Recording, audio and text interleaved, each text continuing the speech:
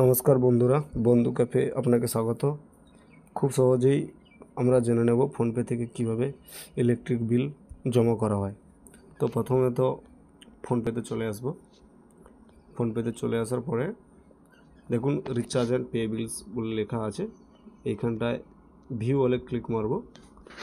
View ওয়ালে click করার পরে দেখতে পাচ্ছেন ইলেকট্রিসিটি বলে একটা অপশান আছে। ইলেকট্রিসিটিতে ক্লিক করব।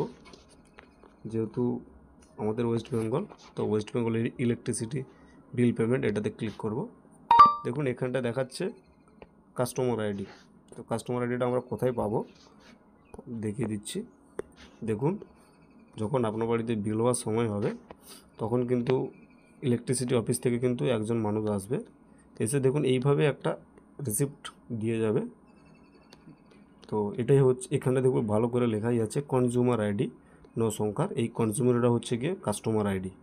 তো এখানটায় নম্বরটা দেখে নিলাম। দেখুন এবার চলে আসবো কনজিউমার আইডি, বা এখানটায় ভিউ স্যাম্পেল বিলে একটা স্যাম্পেলও চেক করে নিতে পারো। তো কাস্টমার আইডিটা দেখে দিয়ে দেবো। হয়ে গেছে। দেখুন ফোন নাম্বার চাইছে।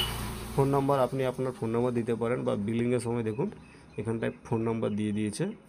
10 সংখ্যার একটা ফোন নাম্বার আছে, প্লাস যে ব্যক্তির বিল এটা দেখুন নামটাও কিন্তু লেখা আছে।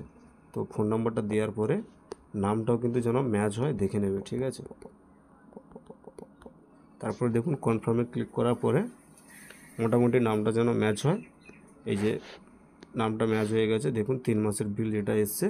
তারপরে প্রসিড টু পেতে ক্লিক করলে বিলটা পে হয়ে যাবে। দেখা হচ্ছে বন্ধু আবার নতুন কিছু ভিডিও নিয়ে।